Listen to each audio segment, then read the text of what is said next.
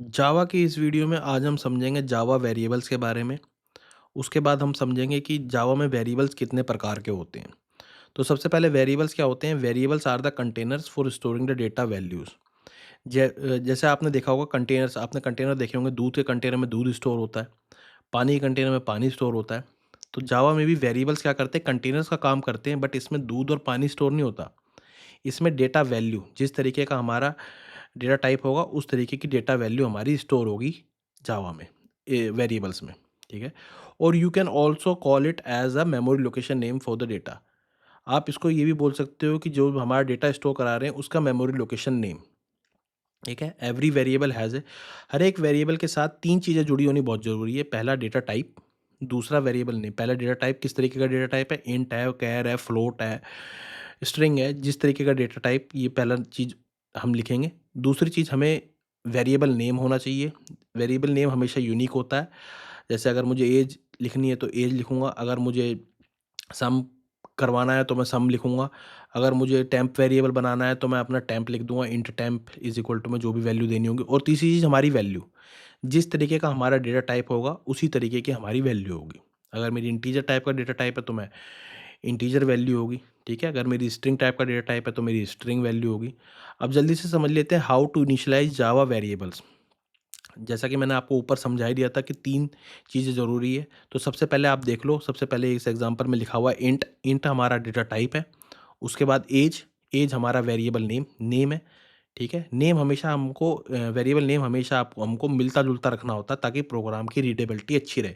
ताकि आपका कोई भी प्रोग्राम पढ़े तो आप लोगों को समझ में आ जाए कि ये क्या वेरिएबल है। ऐज इज़ इक्वल टू में वैल्यू, वैल्यू हमने दे दी 20।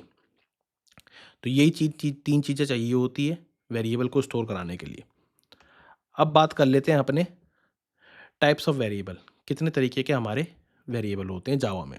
तो जावा में देखो 3 तरीके के वेरिएबल होते हैं। पहला वेरिएबल हमारा होता है लोकल वेरिएबल, दूसरा होता है इंस्टांस वेरिएबल और तीसरा होता है हमारा स्टैटिक वेरिएबल। तो पहला लोकल वेरिएबल क्या होता है हमारा? A variable declare inside the body of the method is called local variable.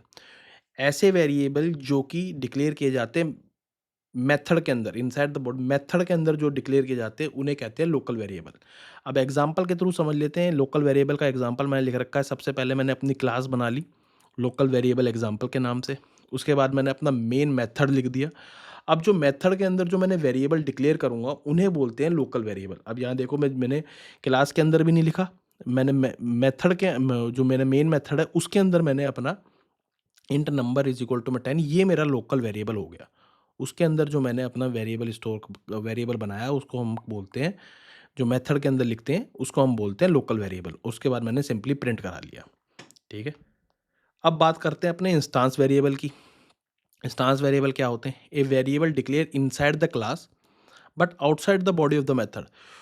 ऐसे वेरिएबल जो कि क्लास के तो अंदर लिखे जाएं बट किसी मेथड के अंदर ना लिखे जाएं, उनको हम बोलते हैं इंस्टांस वेरिएबल। लोकल वेरिएबल क्या थे? जो कि हमारे मेथड के अंदर लिखे जाएंगे। बट इंस्टांस वेरिएबल क्या है? हमारे क्लास के अंदर लिखे जाएं बट किसी मेथड के अंदर ना लिखे जाएं। इसमें एक चीज़ का ध्यान देना, इंस्टांस वेरिएबल में हमेशा जब भी आप इंस्टांस वेरिएबल बनाओगे तो आपको ऑब्जेक्ट बनाना ही होगा। इंस्टांस वेरिएबल में ऑब्जेक्ट बनाना मैंडेटरी है। तो अब एक एग्जांपल के थ्रू समझ लेते हैं इंस्टांस वेरिएबल। ये देखो, सबसे पहले मैंने अपनी क्लास बना ली इंस्टांस वेरिएबल एग्जांपल के नाम से। फिर उसके बाद देखो, क्लास के अंदर लिख रहा हूँ मैं। अब मैं क्लास के अंदर मैंने अपना इंट इंस्टांस वेरिएबल, मैंने अपना इंस्टांस वेरिएबल बना लिया, लेकिन मेथड से बाहर, अपने मेन मेथड से बाहर बना रखा है, मेन मेथड के ऊपर बना रखा है। ठीक है। तो मैंने उसके बाद अपना मेन मेथड लिखा। उसके बाद मैंने अपने इंस्टांस वेरिएबल एग्जांपल जो मैंने क्लास था, मैंने क्लास का ऑब्जेक्ट बना लिया।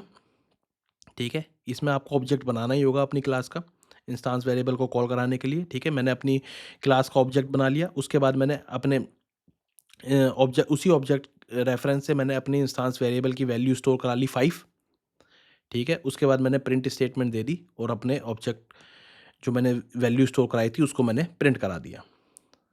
अभी जिनको नहीं भी समझ में आ रहा है कोई दिक्कत नहीं, ये वैसे ऊप्स का पार्ट है। जब हम ऑब्जेक्ट ओरिएंटेड प्रोग्रामिंग समझेंगे तो आपको और अच्छे से समझ में आएगा। नहीं भी समझ में आ रहा कोई दिक्कत नहीं है, मैं अपनी अगली वीडियो में तीनों चीज़ों को अलग-अलग तरीके में इनको मैं डिफरेंस बताऊँगा, हर एक चीज़ प्रैक्टिकल करके दिखाऊँगा ताकि आप लोगों को अच्छे से क्लियर हो जाए कि इंस्टांस वेरिएबल, लोकल वेरिएबल और हमारे स्टैटिक वेरिएबल क्या-क्या होते हैं। ठीक ठीक है। अब बात कर लेते हैं अपने आखिरी वेरिएबल की, जो कि है हमारा स्टैटिक वेरिएबल। स्टैटिक वेरिएबल क्या होता है? Static variable, a variable that is declared as static is called static variable. जो भी वेरिएबल स्टैटिक कीवर्ड से स्टार्ट होगा उसको हम स्टैटिक वेरिएबल बोलते हैं। ठीक है। अब there would be only one copy of the each class, इसकी सिर्फ एक ही कॉपी बनेगी। इंस्टांस वेरिएबल में आप मल्टीपल कॉपीज बना सकते थे, बट इसकी सिर्फ एक ही कॉपी बनेगी। आप इंस्टांस वेरिएबल में आप जितने भी ऑब्जेक्ट बनाओगे उनकी अलग-अलग कॉपी बनती रहेगी। बट स्टैटिक वेरिएबल की आप अगर 5 ऑब्जेक्ट बनाते हो, ती जैसे मान लो 3 ऑब्जेक्ट बनाते हो, तो जो लास्ट वाला ऑब्जेक्ट जो आपने बनाया सिर्फ़ वही कॉपी उसकी बनेगी, जनरेट होगी। बट इंस्टांस वेरिएबल में ऐसा नहीं है, इंस्टांस वेरिएबल में आपके जितने आप ऑब्जेक्ट बनाओगे उतनी कॉपीज़ जनरेट हो जाएगी। तो ये ध्यान रखना, ये डिफ़रेंस है, जो कि मैं अपनी अगली वीडियो में कवर करूँगा, जो कि मैं आपको जब प्रैक्टिकल करूँगा तो आपको अच्छे से समझा दूँगा कि क्या-क्या डिफ़रेंस होते हैं। तो ये एक डिफ़रेंस आपको पता होना चाहिए। अब एग्जांपल समझ लेते हैं स्टैटिक वेरिएबल का। सबसे पहले मैंने अपनी क्लास बना ली स्टैटिक वेरिएबल एग्जांपल के नाम से। उसके बाद मैंने अपना स्टैटिक इंट स्टैटिक इंट देखो, सबसे पहले मैंने स्टैटिक कीवर्ड लिखा, उसके बाद मैंने अपना डेटा टाइप इंट लिखा, उसके बाद स्टैटिक वर, ये मेरा वेरिएबल हो गया स्टैटिक वेरिएबल। उसमें मैंने अपनी वैल्यू स्टोर करा दी 10। उसके बाद मैंने अपना मेन मेथड लिखा और सिंपली प्रिंट करा दिया अपना स्टैटिक वेरिएबल को। अपने क्लास के नेम से मैंने स्टैटिक वेरिएबल को कॉल करा लिया। इसमें आपको ऑब्जेक्ट बनाने की ज़रूरत नहीं है। ये भी ध्यान रखना, एक एक डिफ़रेंस ये भी है कि स्टैटिक वेरिएबल में आपको ऑब्जेक्ट बनाने की भी ज़रूरत नहीं है। आप डायरेक्ट क्लास के नेम से ही स्टैटिक वेरिएबल को कॉल करा सकते हो। तो ये भी एक डिफ़रेंस है। तो अगर आपको नहीं भी समझ में आया कोई दिक्कत नहीं, जब मैं आपको प्रैक्टिकल कराऊँगा तो आप लोगों को और अच्छे से समझ में आ जाएगा। अभी के लिए आपको थ्योरी पता होनी चाहिए कि स्टैटिक वेरिएबल क्या होते हैं, लोकल वेरिएबल क्या होते हैं और हमारे इंस्टेंस वेरिएबल क्या होते हैं। तीनों में डिफरेंस मैंने आपको अच्छे से समझा दिया है। अगली वीडियो में मैं आपको प्रैक्टिकल करके समझाऊँगा, एक-एक चीज़ को बताऊँगा, डिफरेंशिएट करके बताऊँगा कि लोकल वेरिएबल कैसे बनते हैं, स्टैटिक वेरिएबल में क्या है और स्टैटिक वेरिएबल और इंस्टेंस वेरिएबल में डिफरेंस क्या है, वो आप लोगों को पता होना चाहिए। तो वीडियो अच्छी लगी हो तो लाइक कर देना और अगर चैनल पे नए हो तो यार सब्सक्राइब भी कर देना और मिलते हैं अपनी अगली वीडियो में जिसमें कि मैं आपको प्रैक्टिकल करके दिखाऊँगा। Thank you everyone.